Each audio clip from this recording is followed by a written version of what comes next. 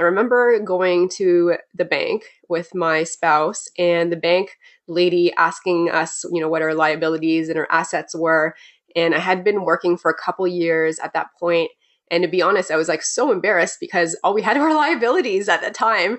And there's like our cars. I'm like, oh, that's an asset. Like that's worth like a few thousand or whatever. And I'm like, no, it's really not. Welcome to the On Fire Podcast, episode 15. With your hosts, Matt and Kellen. On Fire is a weekly podcast where we discuss financial independence, life hacking, frugality, minimalism, and living within your means. You guys remember reviews, right? That's that thing I'm constantly nagging you to do. Well, I just want to give a huge shout out to Bodro22, who left us a comment on May 7th. It made Kellen and I's day, so thank you so much. If you guys want to go and make our day, jump over to whatever platform you're listening to this on, whether it's iTunes, Stitcher, or Google Play. Just leave us a 5-star rating and leave us a written review. Today's guest is Sarah Larbi. Sarah is a speaker, interviewer, investor, and mentor for young professionals and millennials on real estate investing. I first met Sarah when Jeff Weibo and I were networking at Rain's Acre event. And she just really impressed us with how she's crushing it in the real estate investing game. And so Sarah's actually co-founded the So Right meetup group. So if you guys are in Southern Ontario, kind of the Brantford, Burlington area, you definitely need to check out this meetup group, as well as check out my and Kellen's appearance on her podcast, the Where Should I Invest podcast. Yeah, it was neat to be on the other side of things. But let's dive into our interview with Sarah. Welcome to the show, Sarah Larbi. Thank you. So we'll dive into more of this later, but can you give us a quick 1-minute summary of the past year, what it's looked like for you? Wow, yeah, so much has happened. Let me back up a little bit past the first year or the past year. I'm a real estate investor, but I also work full time. And I started a podcast in the past year. I started a real estate investing club as well. I've written a couple articles for the magazine. So much has actually happened. I think the biggest piece of it too is I hired a branding coach to help me because literally a year ago, I didn't even have a business card that says real estate investor.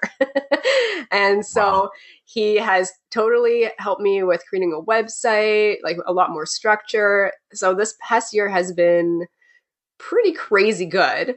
And I am right now sitting on the floor of a new cottage property that I purchased as we're putting furniture together this weekend. That's going to be a short-term Airbnb rental.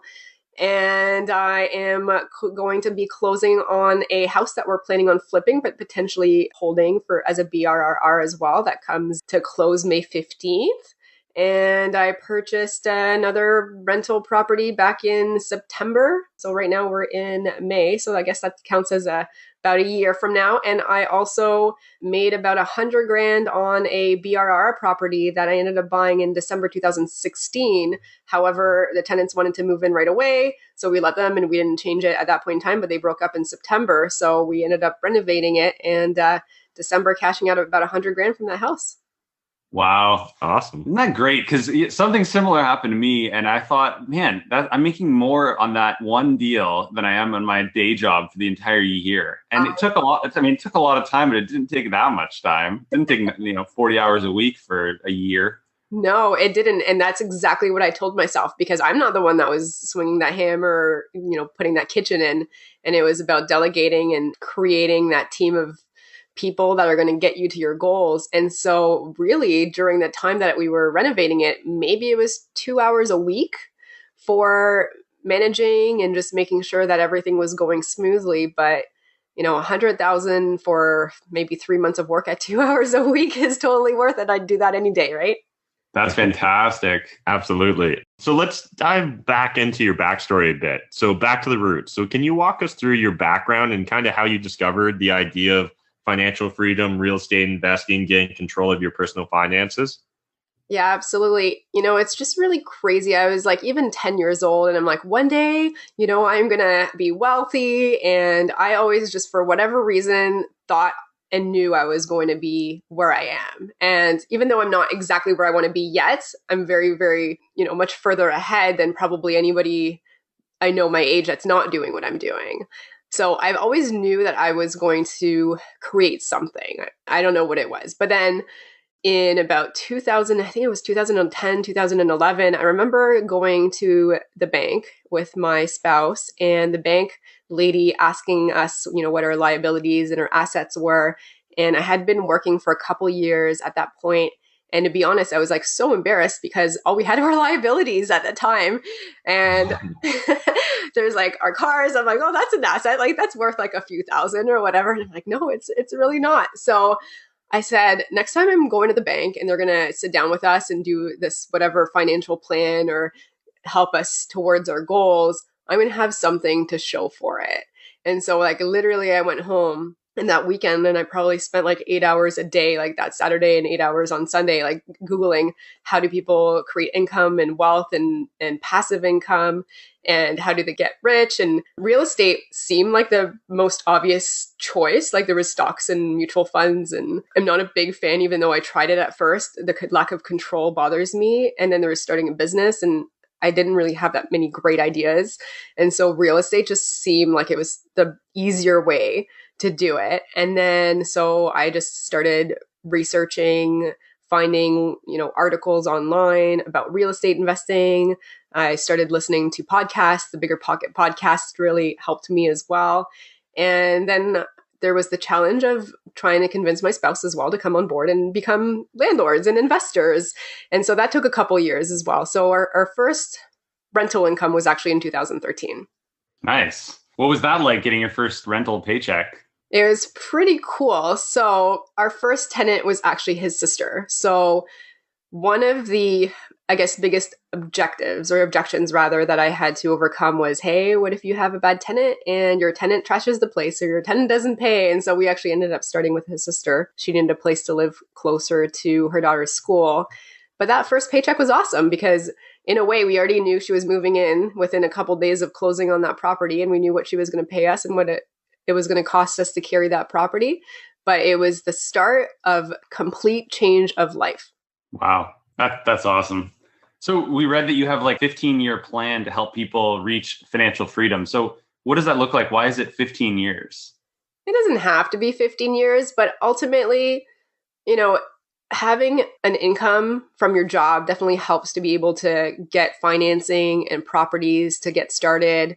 And I think a lot of the people that I've spoken to or that I help, they have a job and they're not necessarily looking at leaving it tomorrow. They'd like to leave it, but they still want to be able to have that security and then slowly start creating passive income. And one of the things I looked at, even for me, is, okay, so with a full-time job, what is the easiest, least complicated way to make money? And so buying cash flowing properties and doing it for the long term was the strategy that we started using. And if you just do that, I mean, it really doesn't take a lot of time out of your weekly schedule to manage properties. And if you have, 2, 3, 4, 5, 6, etc., it may just take a couple hours a month. And creating that passive income, that can be done in 10 years, it can be done in 15, but it can be done earlier too if you're using a strategy like BRRRR. But to just simplify it and just to keep it easy for everybody to be able to say, I can do this too. It's not as crazy as trying to, find a buyer that's wanting to sell in their market and this and that. Sometimes it just gets so overwhelming. And so I just wanted to say, okay, like there's lots of stuff that is probably going to make you money faster, but it's also going to cut into your time. And so maybe single family properties where you're cash flowing and you're buying in a market, maybe like Brantford or London or St. Catharines, and you're making some income. You've got your appreciation, but you've got your mortgage pay down as well. In 15 years, if you buy, 1 or 2, for the 10 years that you've got, you're probably going to get there. Again, everyone's got a different goal, right? So for example, my goal was to create $25,000 a month of passive income. So I need about 30 properties for that. If I do the single family properties, everyone's going to be a little different what they're looking at doing and their time frame, but it is really possible. And I do not want to be old to start enjoying my life. There is no way I'm going to be 65 and then now all of a sudden have the freedom to go and travel. I want to do it before. So I'm going to do what I can and I'm going to work my butt off to do it. That's awesome. And so how did you determine that dollar amount, that threshold of $25,000 a month? Yeah. So I also looked at what I wanted to do, where I wanted to travel to. It doesn't have to be 25,000. I could be very comfortable with less, but for the things that I liked and the things that I wanted to do and also living the life that I have currently, right? So over time, I've tried to do whatever I can to improve my income at my job by showing value, and I'm in sales, so making sure that I was winning and getting deals. So I've been over time able to help my income increase, and same thing with my spouse, that I also want to make sure that I'm living better than I am now with the freedom. The 25,000 a year, how I broke it down to about 29, 30 properties was actually I sat down with my mortgage broker, Dalia Barsoom. You might have heard of her. And she basically does like a goals analysis with you about how old you want to be when you retire, how much time frame you're looking at, what kind of income you're looking at. And then she literally just breaks it down based on what strategy you're doing. And then she'll also make some other suggestions as well. But originally I thought I needed just 10 houses for whatever reason.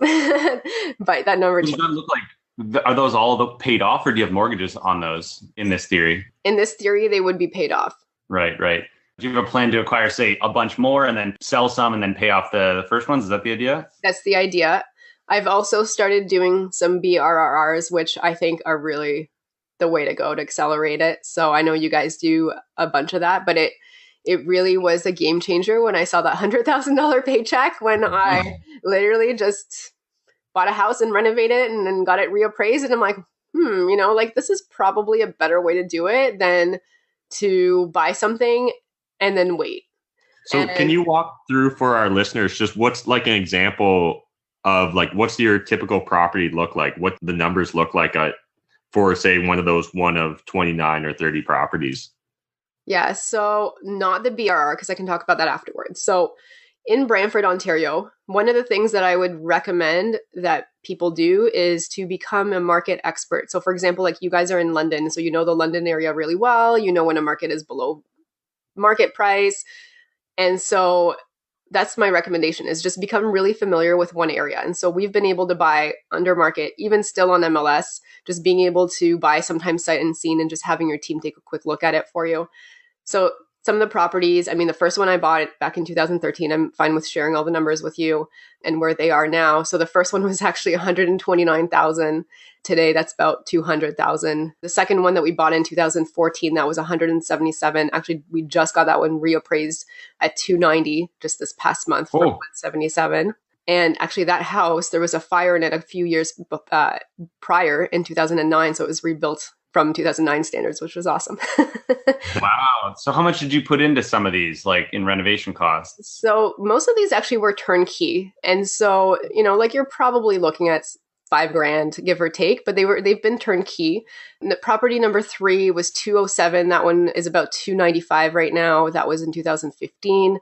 Property number 4. So the more that you buy, the more comfortable you're going to get with the area. So, we were able to buy property number 4 for 165,000. That's probably about 250 now. Property number 5, that one was the one that we BRR'd.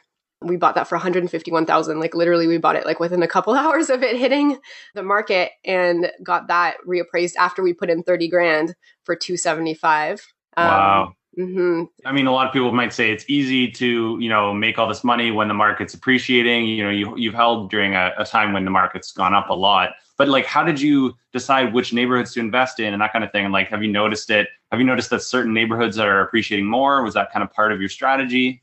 It was, for sure. So I look at what I want in terms of tenants and tenant profile and school zones. And my tenant profile is families. And I also looked at the supply and demand. So like, for example, like in Brantford, Ontario, and every market's going to be different. So do your research on your market. In Brantford, Ontario, there's Laurier University, the second campus. And they had, they started in 2008, 2009. They have about 4,000 students now. They're going up to 15,000. But what that means is that there's a lot of investors that are going in and like scooping up the 4 or 5 bedroom properties, even the 3 bedroom properties. And so they created like this huge demand for 3 and 4 bedroom houses.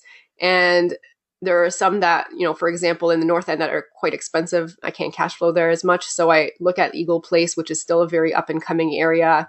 I look at Homedale. I look at West Brant, Old West Brant, Terrace Hill.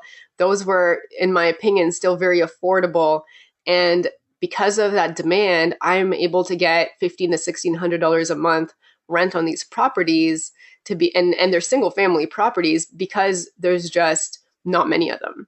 And so for sure you want to be a market expert. For sure you want to be able to be familiar, because some of the properties you're going to be buying day one. Like sometimes you don't have time to go and visit it. It's going to be scooped up. And there's definitely other ways other than MLS. But if you're looking at MLS and it's on MLS and it's been there for a couple of days, chances are, the good ones are probably already gone by then.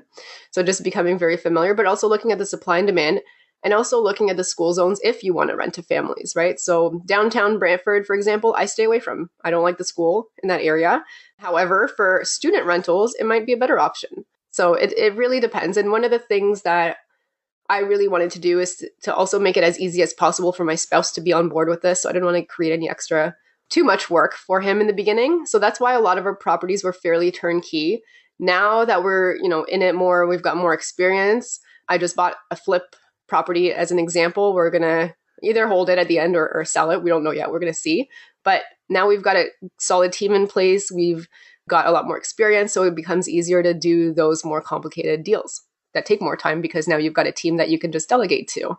Awesome. So talk us through why Brantford in particular and why this specific model of property. So you kind of talked us through, you decided you were going to get control of your personal finances. You kind of decided real estate was right for you. So what about Brantford real estate in particular? Yeah. Were you already familiar with that area? Yeah. Originally, it was actually a fluke because our first tenant was his sister and his family's from there. So that's why. However, I was looking at Hamilton, I was looking at some other areas, and then we started looking at some of the fundamentals in Brantford, and especially this post-secondary education, even the jobs that were out available, the transportation, the bus route that was going back and forth that was expanding to Hamilton. So there's still a lot of fundamentals that we liked. And personally, I, said, okay, well, we have one out there. Let's just add a second one and see what happens, because it might just be easier to have one electrician to go do two properties if you need him to do something, or plumber to do two. As an example, like the second tenant, I ended up finding her on Kijiji first, and we found a house that worked for both of us. That was our budget and her budget. And she's still there to this day, but we ended up buying a house that, we are doing something, I think, outside the box by finding the house with the tenant. It's not a rent to own, it's just a regular rent. But it was one of those things. And I realized that the tenants are pretty good. Like in Brantford, like a lot of the time you're thinking, oh, you're going to get the bad tenants. It's Brantford. It's got the stigma. But you have, for every house I have, I've got 8 to 10 applications, and I can do it and I can fill it before they actually close, which is, something that I would recommend as a tip. Don't wait until you close to start advertising, but advertise as you remove the conditions so that you can fill the property upon closing. Absolutely. And so you said you're buying still mainly off of realtor.ca, right? Mm-hmm.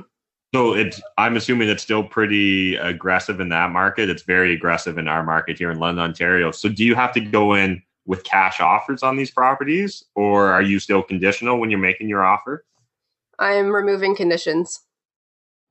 Okay, so you're just going in cash. So essentially, are you in a position where, worst case scenario, you'd be able to self-finance, or are you just confident in your finance that you'll be able to finance it after the fact? Yeah, so I think one of the things that's really important is to work with a mortgage broker that really understands your financial decision or your financial situation. So I still have financing ability, and I still have, so one of the things that I always suggest that you do is, when you've got equity in your properties, get them refinanced and just put a HELOC on them. You don't have to use the money, but at least the money is there should you need anything. And I think that a lot of people are like, oh, I don't want to, refinance and take the money. You don't have to take the money. Just leave it as a line of credit when you need it. And if you need it, then you can use it.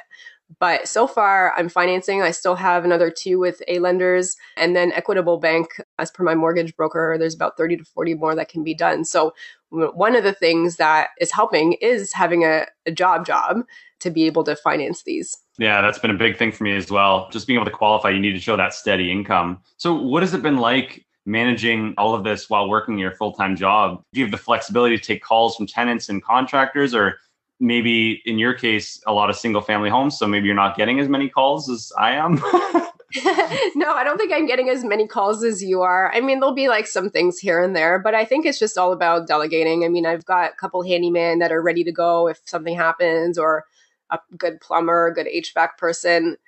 I am very big on delegating. Like, I don't want this to be another full-time job. And it's not. I mean, I'm spending 2 hours a month on it. Like the majority of the time is looking for better deals. And I've started, knocking on some doors now because MLS is getting harder and there's definitely more competition. And, even last year it was still okay, but now it's getting harder. So we started knocking on some doors, leaving some mailers, doing a few things outside the box. I've got some neighbors also calling me about some properties that are coming up for sale shortly. So just putting a bug in the neighbors' ears on, the properties that you own. So there's some things that we're doing, but yeah, I mean, it's not as time consuming, I think, for the single family houses as people think. Yeah. And was that consideration when you got into single family houses, or is that just a happy coincidence? No, that's a big consideration because we just wanted to, or I just wanted to make sure that this was as smooth as possible so that I could keep acquiring them and not have, him, aka my spouse, have headaches over this kind of stuff. So it was strategic in the beginning. And I think over time, it now, he's come around 180 degrees and sees it as a business. But initially I'm like, okay, well, now we've got his sister. Like, how do I do this as smoothly as possible so that we can create that income and change our lives and not, suffer headaches and and issues along the way of tenants, calling because the other tenant's making noise. And at some point, we do want to get into multifamily. I don't know if Brantford, Ontario specifically, I'm super excited about doing duplexes there because I don't think that based on the amount of difference, it's going to be worth doing. I'd rather, for Brantford, I'd rather either do single families, still 3 and 4 bedroom in the areas, or find a 10 unit or something along those lines, which I'm also looking at. They're just not as, we don't come across them as easily. So do you know, is there an exact date in mind when you think you're going to hit the threshold for your number of properties as well? Is that the same date that you no longer have full-time employment, or what does that picture look like? Do you have that mapped out? I do, but it's funny because we were on my podcast earlier and I said goals always change, right? So I think once you get there, you're going to have a different goal. And my goals have even slowly changed from the original goal that I had. At this point, I think my maximum would be I'm 33 now, so my maximum I want to be is about 40. And I think that there are ways now that we're more experienced to be able to say, okay, let's flip this one, let's do a BRRRR on this one, and just to create that, income faster. At the end of the day, too, I still actually really enjoy what I'm doing. And I think it's all based on who your manager is and who your team is. So I'm not looking at leaving tomorrow, but I also do this for creating that freedom and creating, freedom away from this cold weather. To be honest, like the biggest reason I'm doing this is to be a snowbird and to be able to have, somewhere warm to live half the year. And so have you found that building up this real estate portfolio, does it give you more freedom in your job? Do you feel more comfortable or more at a position of strength? Or is it something you kind of keep secret from your employer? No, I am very open about it. I think as long as you're not doing it between, 8 to 5, then whatever you're doing outside of those hours, I mean, I could be watching TV, I could be going to the gym, like it doesn't really matter. So I'm very open about it. And actually, one of my colleagues ended up buying, I think he's at 5 properties now in Brantford. Oh, wow. So I don't think it's a secret. I think it's something that should be inspiring to other coworkers. And I think it's something that, and I say this to a lot of my friends, like have other sources of income. I have a friend that just got let go from a job and, I've been suggesting, hey, why don't you create some side income from some other things? And you never know what's going to happen. And coworkers can be a great source of private money as well. They see what you're doing, they see your success, and they probably make similar money, and they should be able to, maybe help finance something, or maybe a joint venture partner. They can be a passive partner. Yeah, absolutely. That's always an option. I do like to separate the two just to keep them separate. But yes, I've had some requests from people. But one of the things that happen as you're doing more and more of this is that people will come to you. So I still have I would rather work with somebody that I don't know as well, or that's not a coworker in a joint venture, or somebody that I have met at a networking event or some type of investing event or those types of things before I work with people I work with. Right. And for you, why has real estate been the best way to find financial independence versus, real estate versus stocks or whatever else people are doing to, just save up and get their passive income? Well, let's put it this way. I went from 0 to over $1 million in net worth in a matter of 4 years. I would never have been able to do that any other way, and I'm pretty open with my numbers. So I just did a presentation recently, and in those 4 years, when I factor in my cash flow and my appreciation and my mortgage pay down, because that's something a lot of people forget, I'm making like 170,000 a year for like 2 hours a month of work. Right. And, Yeah. and my strategy is slow and steady. How could you not want to do that? Yeah, no, you're preaching to the choir.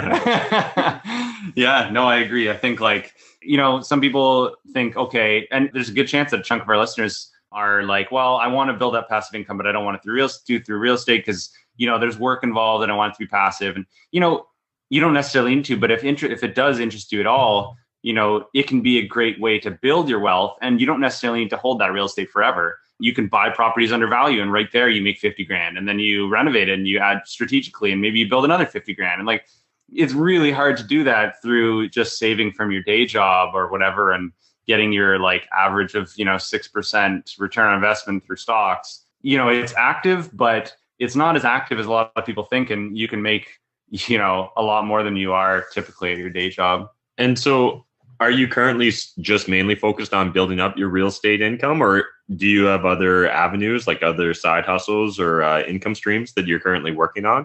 No, I mean, it's mostly this. I mean, I also have a real estate club. I mean, it's not like making us money that much, but, it does okay. I also have a little bit of stocks, marijuana stocks. But I think ultimately, when I look at my returns, the real estate is the way to go. It is where you have the most amount of control. And so, there's other things that, yes, I can make some money off doing other things, but I think doing it with real estate investing, it's so worth the hassle. It's not passive. And I think the biggest thing is, look at where the advice is coming from. If a bank is saying, oh, you should be doing stocks and mutual funds, which is probably what most people think of, is banks are not going to tell you to become an investor. It's just, and schools aren't going to tell you, and your parents aren't going to tell you, unless you know somebody or you're really determined to self-teach yourself, it's very hard to understand it. And so I think it is the best thing to do. I think it's way better. You have way more control than anything else that you can do, but most people are not going to tell you about it because as a financial advisor, you're not making any money telling people to take their money out of their mutual funds that they're getting commission on, put it in real estate. But by far, even RSPs and tax-free savings account, as an example, you could use that money and lend it to somebody for real estate, or vice versa. You can borrow somebody's RSP money or tax-free savings account money and use it for that. So there's just tons of ways, you have way more control. And ultimately, the returns are much better. And the returns sometimes that people tell you on real estate is appreciation. Okay, that's the icing on the cake. That's not even a real return. Calculate your cash flow and calculate your mortgage pay down plus the appreciation. That's the real, that's the return that they should be looking at. And, the banks saying, oh, you're going to get 6% or 8% or whatever in stocks and 2%, not even in GICs, this and that. If you just factor in your mortgage pay down, that's 5 to 6% a year. Just that. If your house doesn't even appreciate a penny, and if you don't make any cash flow, why would you not want to do that? Yeah, it's funny how easily people can overlook it.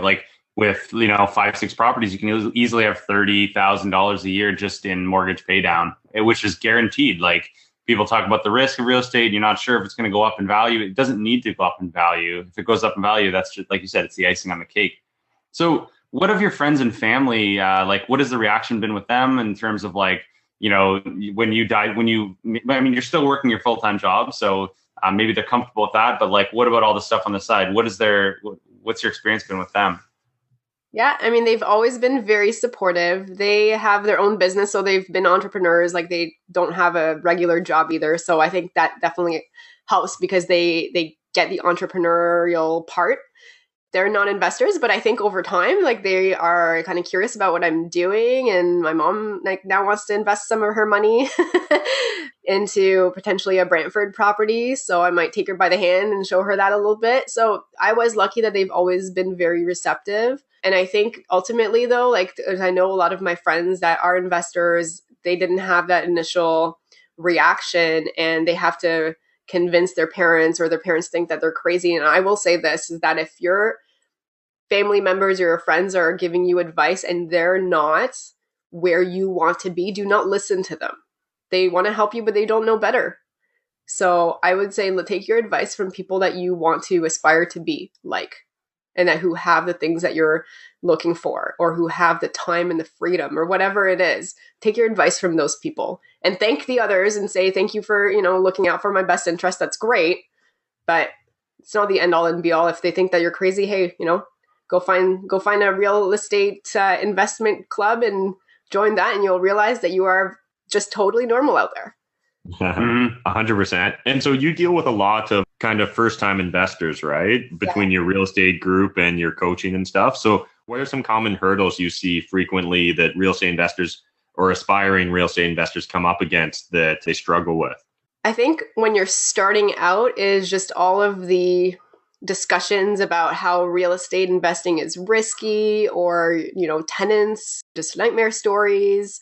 And of course, that's the stuff that hits the news. Of course, that's the stuff that creates stories. You're going to hear the negative. And I think just explaining the positive parts of it and the good that can happen from it. And then I think afterwards it's okay, well, how does this actually work, and the process, and, how do I actually know what I'm supposed to buy, or where to even look for, because I would not want to buy a condo in Toronto right now, or I would not want to buy a $1 million house anywhere, or even a $500,000 house, and just looking at what your strategy is. So just talking to them about, okay, do they want the cash flow? Or are they looking at, time frame? What time frame? Is it something that's 5 years? Is it 15 years? And then figuring out based on their answers, then what is the best strategy for them? Because I think that there's tons of ways that you can make money in real estate, and there's tons of successful people doing it in every single way. But what's the best thing for them? Right? And maybe it's not buy and hold. Maybe it's flipping. Maybe it's something else, right? So just having that conversation. And then I think the other piece is the financing piece and the money piece. So creating some different ideas on, how they can find money, and also letting them know about the financing and the financing hurdles and the challenges that I've went through originally working at a bank instead of working with a broker. Because there is such a thing as a financing wall, and you're going to hit it at some point, and how soon is just a matter of proper planning. Absolutely. So when we go to a lot of meetups and other networking events and that type of thing, there tend to be a lot more men than women. Have you noticed any challenges, or maybe hopefully advantages to being a female in real estate?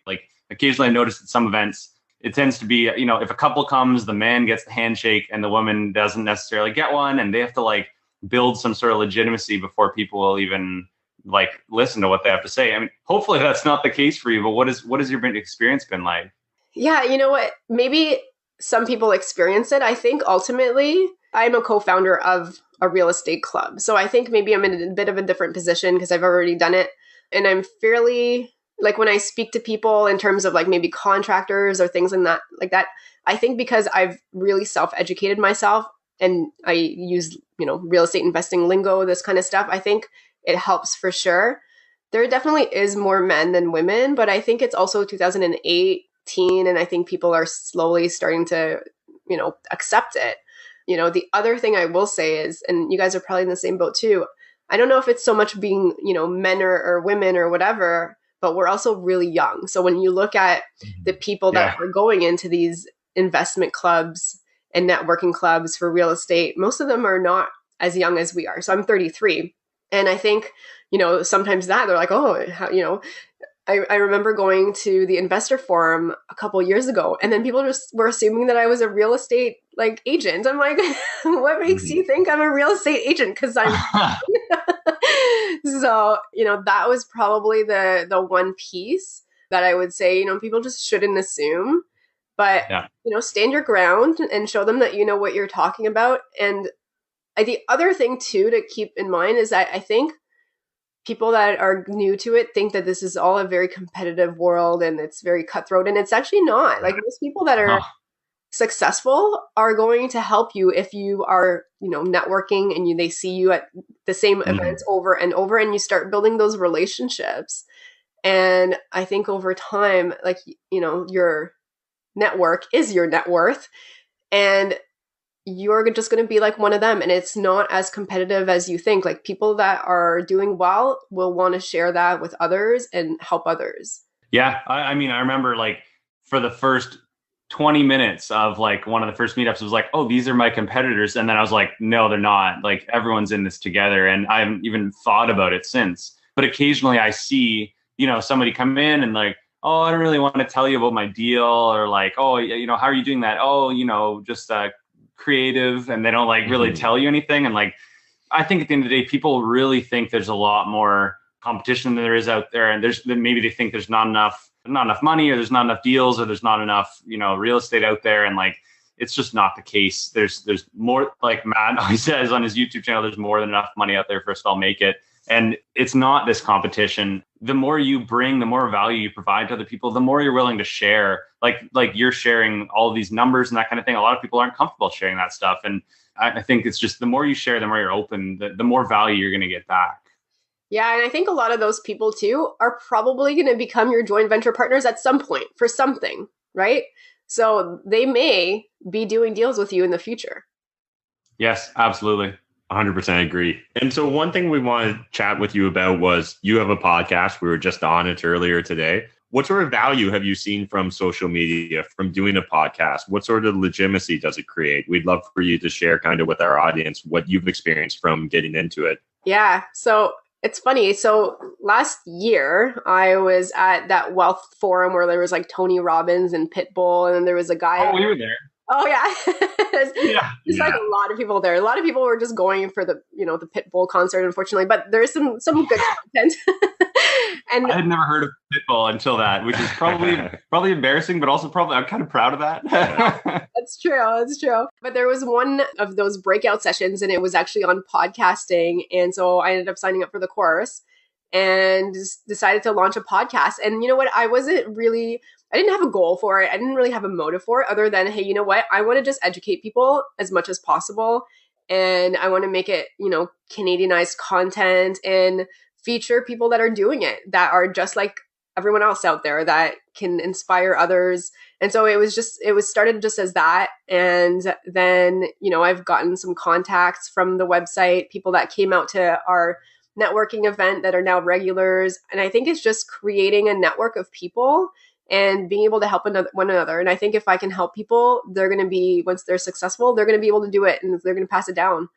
And it is nice to be, seen as a leader in the industry for sure. And I think that's part of what's happening, and opportunities of being able to speak on different stages. So there's definitely a lot that can come out. I just think that, just don't start a podcast for the money, because really it's more work than anything, and you really don't make any.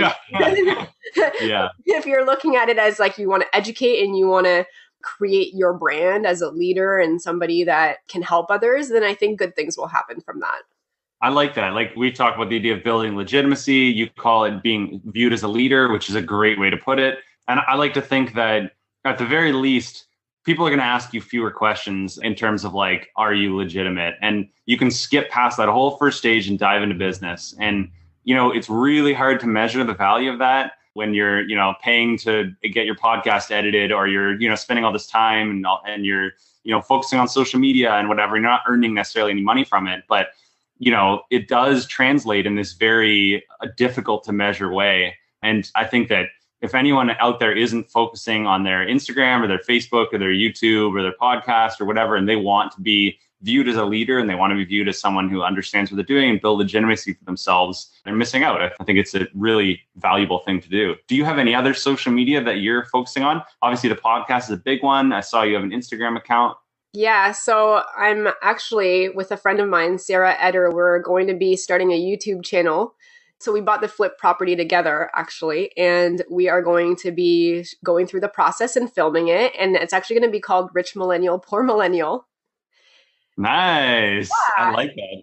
So we're excited about that. In terms of social media, so I am just like a weird, untypical millennial where I don't actually have a Facebook, and I just got Instagram, and I was getting it managed for me for a while. Same thing with Facebook. And the only thing I had was LinkedIn. But I realized that, stuff happens on social media and you have to have some presence. So I am now managing my Instagram. Of course, I have LinkedIn, but that's more like work specific. And, one of the big changes this year, like I mentioned in the beginning, was getting a branding coach and talking about strategy and having him guide me towards everything that I've been doing, right? So I had a lot of pieces of different things and there was really no core brand. So like that's been a big change, I think, this year. That's helped quite a bit. A little side tangent, LinkedIn. I mean, I have one and I know everyone seems to have one. Have you found any legitimate value from it? Personally, I've gotten zero out of LinkedIn. I mean, it's part of my career thing. I basically just put my resume on it. Headhunters spam me and it sits there so that people can look me up. I mean, I guess people can Google your name and they'll come across your LinkedIn. Have you personally found any actionable or like business connections through LinkedIn? Yeah, I have. I mean, LinkedIn, because I don't really have a whole lot of other social media until like very recently, it was like my one social media thing. So I definitely because people can't find you anywhere else. That's probably actually it. But I've had some people reaching out for maybe they heard me on another podcast and they want me on theirs. Or I've had a few people connect with me from Brantford that we've ended up meeting with. So like I have, but I think probably it's because also people couldn't find me anywhere else before. So that's probably actually it. Yeah. That's funny. So will you ever retire, or like what does financial independence look like for you? Retiring from a job, yes. Retiring from life and always creating new goals and trying to achieve them, no way. I want to live, but I want to be productive and I want to be able to do something with my life and be fulfilled. And I don't think it's going to be laying on a beach for the rest of my life once I'm retired. I think it's about changing what you're doing and really deciding for you what you're doing with that time. And it's probably going to be still along the lines of real estate investing. I'm actually starting to write a book right now. So, I'd like to get more into that. Different things. I think things will come up as you have more time to do it. I don't think that for me, retiring fully in the sense of like doing nothing is ever going to be an option, like an opportunity. I just don't even think that would be fun. Yeah, I mean that's pretty much what everybody's always said, that they're not. I mean, we do have people that want to lay on the beach, but even then, they want to be working. Not forever, though. Yeah, exactly. So we have a reoccurring segment we just call the Fire Four. So it's just 4 relatively quick questions. And so the first one, Sarah, is what are you grateful for? I'm grateful for my family and my health. Nice, clean. So on the opposite side of things, what's a guilty pleasure of yours, or maybe a tool or something in your life you just can't live without? My lip balm. Your lip balm. Yeah, that's good. A little bit of an obsession, like an obsessive thing. Okay. So is there a frugality tip or life hack that you'd like to share with our listeners? I think that the reason I got here today was because I made some sacrifices in the beginning when I, decided that I was going to not take vacation and cash out my vacation or work a second job to be able to save for that first income property. And I think that for the first 2 years to really say, I'm going to just cut down and be as frugal as possible so I can live how I want to live afterwards, that was the best decision I've ever made. That's awesome. Yeah. So last question is, what would the hero of your own movie do in your life right now? I think if I could help millennials, young people that do not even know where to start and that don't even understand that there is such a thing as real estate investing, that they can still rent in Toronto and live there. And instead of trying to save $200,000 or $300,000 for the down payment, you can get like 3-4 houses for that, if not way more, depending on where you are. And then just being able to say, like, look, your life, you don't have to rent forever. There is some opportunity, and then just to create more millennial millionaires through real estate investing. Awesome. That's awesome. Yeah. Thanks so much for being on the show, Sarah. And before we wrap up, we always like to get our guests to ask the audience a question. So is there a question you'd like to ask our audience? Sure. So one of the biggest things I believe in is productivity and not wasting time, because when you're productive and you're doing things with your time that are valuable and that are going to go towards your goals, then you're going to get further ahead. So my question is, what are you doing right now that is a time waster, that is not productive, and that is not helping you reach your goals? So for example, are you waking up and just rolling out of bed and going to work rather than waking up another hour earlier? Or how many hours of TV are you watching? Or are you listening to the radio instead of listening to some podcasts or some types of, educational material? So what are you doing right now that is the biggest time waster? And how are you going to make that change so that you are being more productive moving forward? It's a great question. Awesome. So otherwise, where is the best place for people to get in touch with you? So they can reach out to me. So they can go to my website at sarahlarbi.com, SarahLarbi.com. They can also email me at sarah@sarahlarbi.com. And also, they can also come to the So Right Club, which is Southern Ontario Real Estate Investing Training Club, which is a monthly educational training club that there's 3 founders, me, as well as Daniel St. Jean and Alfonso Salemi. And it's very educational. And we want to be able to give an opportunity for people to network and learn. So they can go to that. That's in Burlington. And if they're interested in So Right, they could probably find the information on Facebook if they just type in SO space REIT and then club. And otherwise, they can also listen to my podcast. It's called Where Should I Invest? And if they Google that or they Google my name, then they should be able to find that as well. Awesome. Yeah. Thank you so much for being on the show. Thanks for having me. It was really fun, guys. It's great to talk to another real estate investor focused on the slow and steady approach to growing her portfolio while still growing her influence by podcasting, public speaking, and creating a network for fellow investors. Sarah has some really great success with real estate, especially BRRRRing rental properties, which is my favorite way to grow a portfolio. Her growth was fantastic, and she shows how strategic investing can grow your net worth faster than many other streams of income would otherwise allow. And so while you're waiting for the next episode of this podcast, jump over to Facebook, join the London on Fire community, and follow us on Instagram @OnFirePodcast. And make sure to tune into the next On Fire podcast to meet more people, hear their stories, and learn from their mistakes. Our next episode is going to be with Meet Kevin from YouTube, so you definitely want to hear that episode. Thanks for listening. This is Matt. And Kellen signing off. And until next episode, remember, being normal, buying stuff doesn't make you happy, and always remember what Vicki Robbins said. Once we're above the survival level, the difference between prosperity and poverty lies simply in our degree of gratitude.